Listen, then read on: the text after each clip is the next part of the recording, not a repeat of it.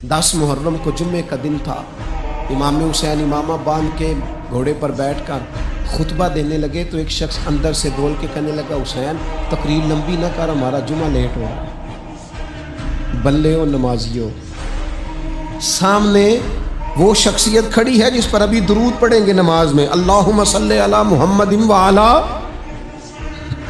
अभी दुरूद पढ़ेंगे हुसैन इब्ने अली पर, अभी शहीद करके अभी दुरूद पढ़ेंगे, वो सामने खड़े।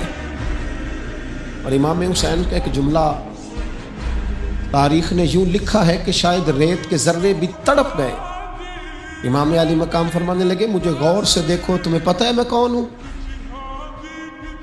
तुम जानते हो मैं कौन हूं?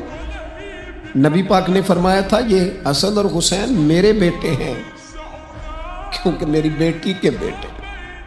तुम्हें पता है मैं कौन हूं? सामने इमाम हुसैन खड़े। फरमाया, मुझे जानते हो? और इमाम अली मकाम फरमाने लगे, मैं तुम्हारे नबी का नवासा हूं और आज के बाद तुम्हें किसी नबी का कोई नवासा नहीं मिलेगा, क्योंकि नबी पाक आखिरी नबी है।